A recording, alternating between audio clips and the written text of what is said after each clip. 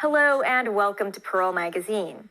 In the past, diets were more about losing weight by cutting fat or sugar. But in the last decade or so, there has been a shift to looking at how what we eat might affect our health. April Jo spoke to a few people who are experimenting with ways to make products that are a healthier alternative to what's on the supermarket shelves.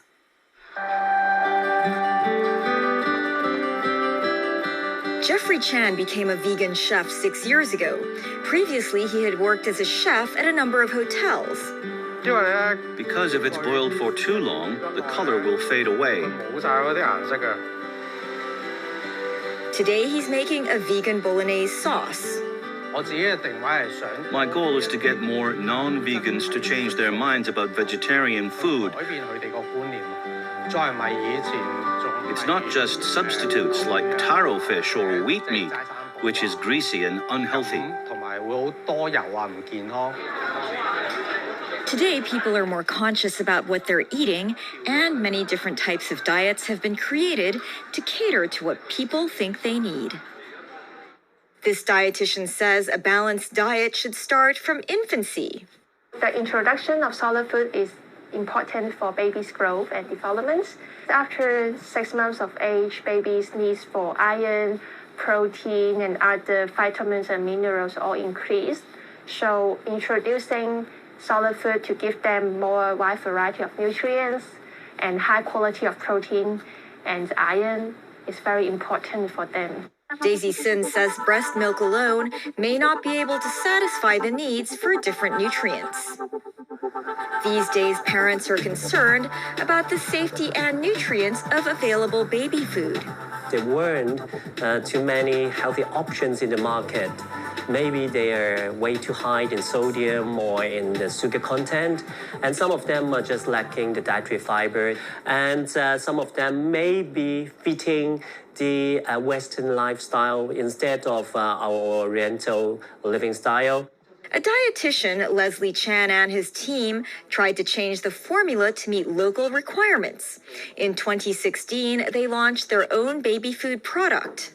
We often ask people to eat more dietary fiber, just like even you are a baby. But we may think that the best option, the closest option that they can have the fiber is the brown rice that we consume. But imagine you're 6 months old and then you are given a bowl of brown rice congee. It's not that palatable, it's not easy to digest, and not so easy to swallow. So we thought about it, maybe we can change the texture of the brown rice. They strip the rice bran from brown rice and process it to make it more water soluble. This is then mixed with the rice germ and added back to the white rice left behind. And finally, it's washed and then packaged. Leslie says this process makes the rice easy to cook and chew. All the goodness from the original brown rice is also preserved. Why we introduce a rice product that's not a powder form, it is actually a rice ring, that you require the kid to actually do some chewing and then you swallow. So this is a natural process of eating. We don't want them to just eat pureed, which is just you swallow. The kid would not have any sense of eating. Today, Leslie's team is live streaming a recipe of hash brown for babies. In the hash brown, we have that the baked potato or the boiled potato. We also add some mayonnaise for the taste, and then we actually increase the fiber content by adding our gem rice, the baby gem rice, and some beans in it so that to enhance the protein content. It's a vegetarian dish. I would not say a vegan diet is the best option for weaning babies. Because the vegan food does not contain the necessary nutrients that they require for growth and development, but in terms of the amount that they have to consume just to get the same amount of nutrients just like animal food, it will be like some 50% more. So at that age, it's not easy for them to have such an appetite to consume all that amount of food. He suggests kids who have a vegetarian diet because of religious reasons or parents choosing should take nutrition supplements for their growth and development. But what about adults on vegan or vegetarian diets? Studies show that a vegetarian diet can reduce the risk of having chronic diseases and lower one's mortality rate. However, Daisy says it all depends on how healthy the vegetarian diet really is. A Consumer Council study in February this year shows the nutrition content of some vegetarian restaurants' dishes are high in sodium and fat, but low in protein. The same findings also apply to some packaged plant-based meat products, which are common substitutes for animal meat in a vegetarian diet. Some manufacturers may want to increase the texture and also the taste of the plant-based meat, so they may add some oil and additives in their products. For oil, some of them may use coconut oil or palm oil, which are high in saturated fats. We may still have the risk of having a rise in our blood cholesterol level. And at the same time, if the plant-based meat has added with sodium for better preservation, then it is also not that very good for our high blood pressure, especially for those with hypertension. There is an estimated 2.5 million vegetarians in Hong Kong. Where can they get truly healthy options? Vegan cuisine chef Jeffrey Chan is hoping to give people healthy and tasty alternatives. 6 years ago, Jeffrey became vegan and in recent years began creating vegan sauces. I saw the tomatoes, they look good today, so I want to use some to create a vegan bolognese.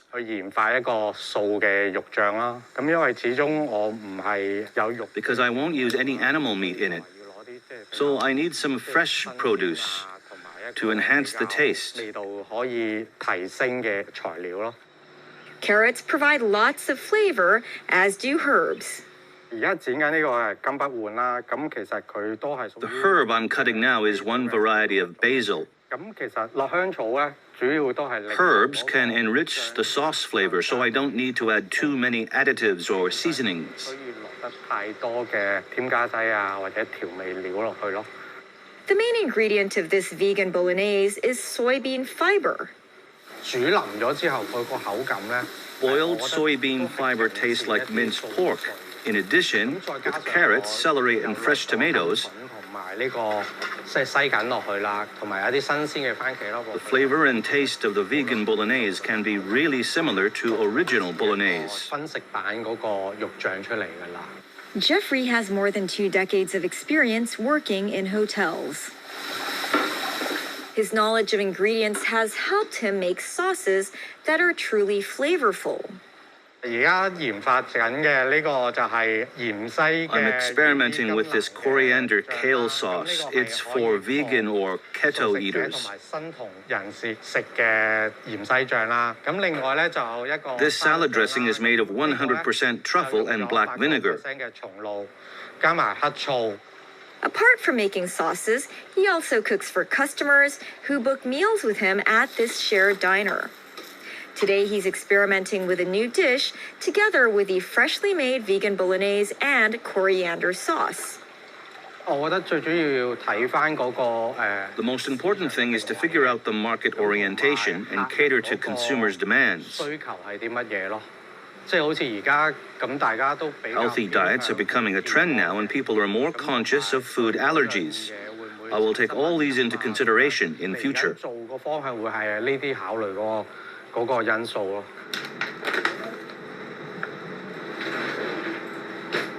Debbie Wong DeMary is also trying to provide healthy solutions to those with a sweet tooth.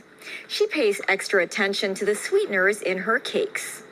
Honestly, I've been trying out a lot of different recipes and then using different sugar substitutes to see what works, what doesn't. And I noticed that raspberries is an amazing sugar substitute because it's sweet, but it's slightly tart, meaning that you can even out any of the sweetness from, let's say, coconut sugar or applesauce or from cocoa. Together with the raspberries, she sets aside unsweetened applesauce and 2 ripe bananas for this recipe. They act as a sugar and also as an egg. They combine the ingredients in the cake together while making it naturally sweet. We prefer using milky bananas over other types of bananas because the sweetness that this type of banana offers is a lot more refreshing. It's also a lot sweeter than normal bananas. As a supplement, she adds a bit of organic coconut sugar. Coconut sugar and maple syrup both have a lot of antioxidants. And the fact that they're less refined means that your body is able to process and actually absorb those nutrients. After baking for 25 minutes, the 2 6-inch chocolate cakes are ready to be frosted. Debbie makes her own frosting as well. One of the frostings is made of avocado and cocoa powder, while the other is made using coconut cream.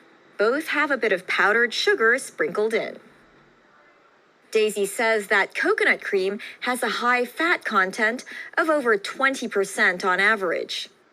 If people think that having those kind of desserts is healthier because they are vegan or vegetarian, they may not control that much and consume more than normal desserts, then that's a problem. I think the key thing is make sure you read the nutritional label whenever you buy any product, and also eat everything in moderation.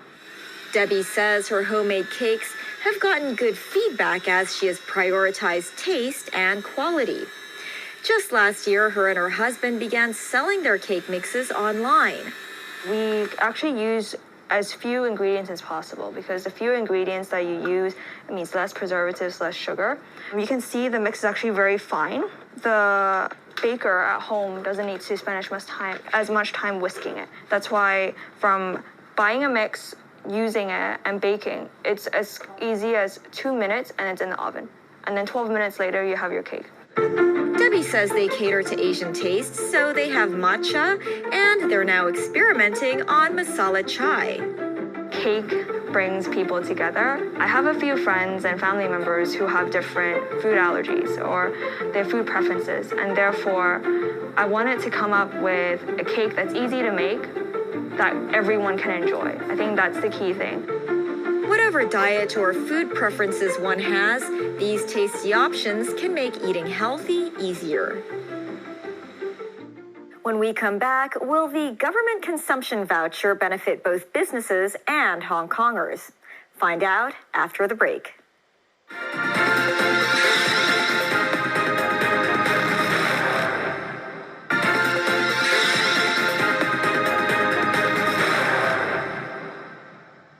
Welcome back to Pearl Magazine. The government is about to launch a consumption voucher scheme to qualified Hong Kong residents. Each recipient gets $5,000 to spend on just about anything. It's likely to benefit 7.2 million people, from business operators to individuals. There's just one catch. Recipients can only spend the money via one of 4 e-payment systems. Will it create the kind of knock-on economic effect the government is hoping for?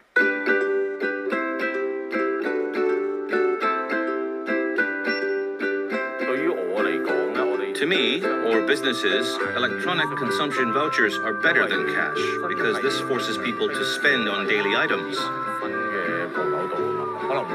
There may be promotions too, say a 10% discount if vouchers are used.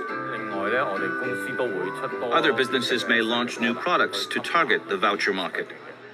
The retail, F&B and other service industries have been hit hard by the pandemic. To stimulate local consumption, the government is planning to issue electronic consumption vouchers worth $5,000 to all eligible Hong Kong permanent residents aged 18 or above. It will cost roughly $36 billion. Cake shop owner Piu Feng hopes that the vouchers can improve his sales by 10 to 15%. Since the new year, our sales have dropped by about 10%, and our ingredients costs are up 10%. This puts pressure on us, and fewer people are buying because of lower spending power.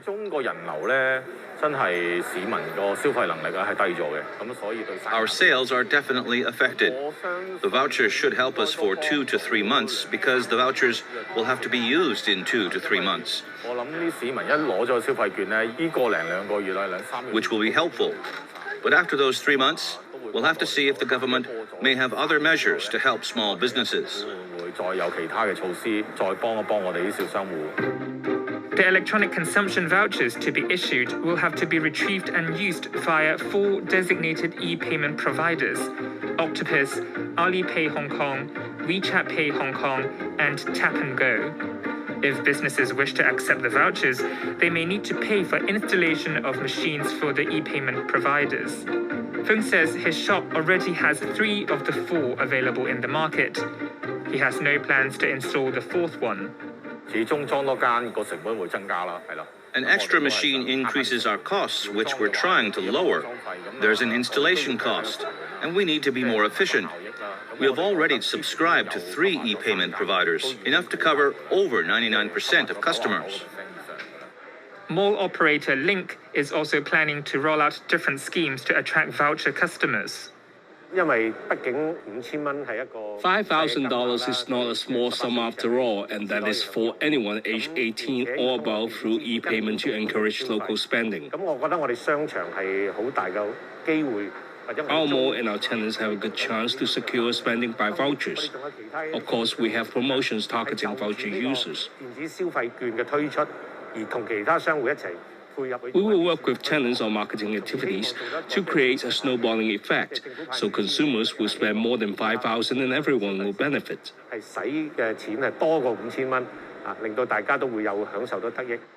In addition to boosting sales, Falk says this is an opportunity to promote e-payments.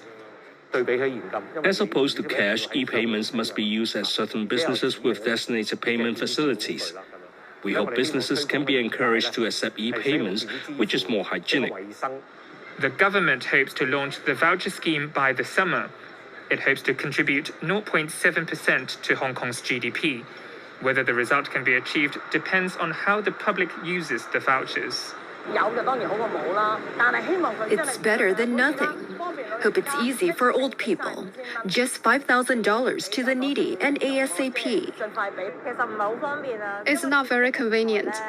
Not all shops have e-payment facilities. Old folks don't know how to use them. Not very useful.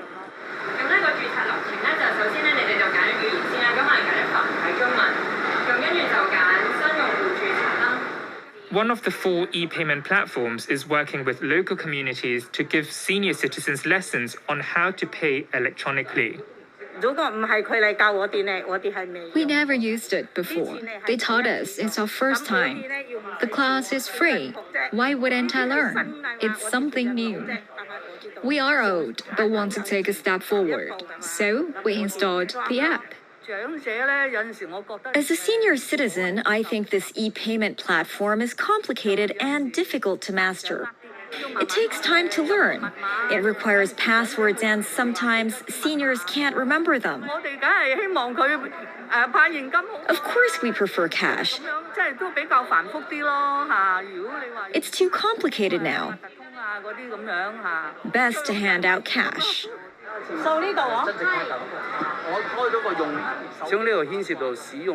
After all, old people's ability to adapt to technology is limited. But once they get used to it, they will use it. Like old people first learned about social media many years ago, they eventually caught on and would now share photos, articles, and their thoughts. They're now used to these platforms. If they're willing, make it a habit, they'll be able to master them.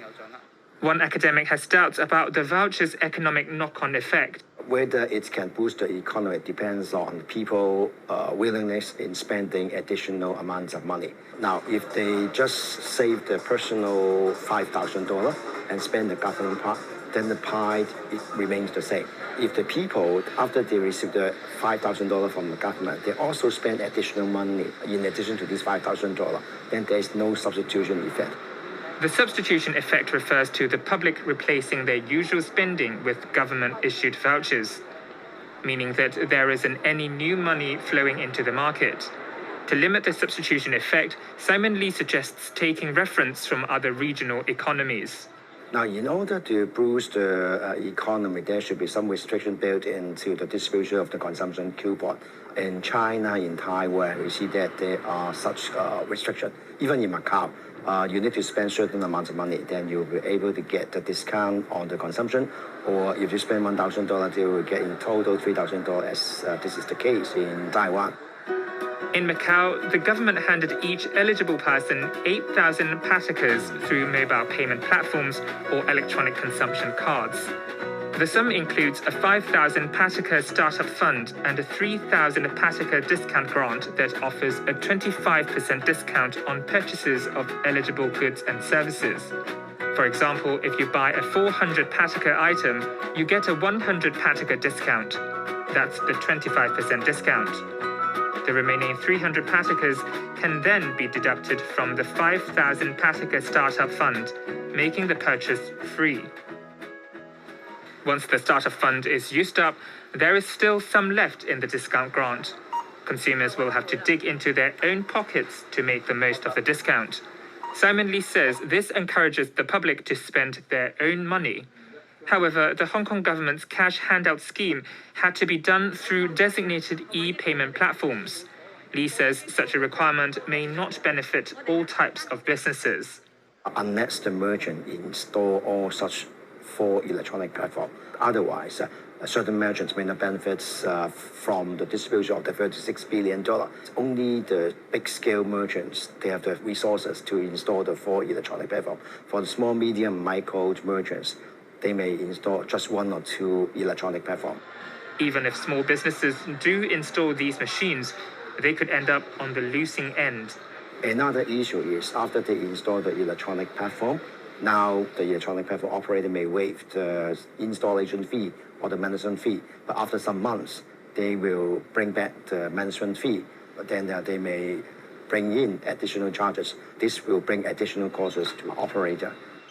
If the government can be more flexible in how it hands out the vouchers, Lee says the economy then can really benefit. We still see that the many transactions are conducted in cash basis, or people may use a credit card. There's so many alternatives. And especially to the elderly people, they still stick to the cash basis. They may not use their mobile phone to do the mobile payment. So the government need to address the needs of this particular group. For example, distribution of the physical coupon or the physical card, or just transfer the money to the account holders of the old age allowance. That's Pearl Magazine for this week. Next week, a second chance for those willing to make amends. Ex-cons have to prove themselves when making a new life after serving time. See you then. Good night.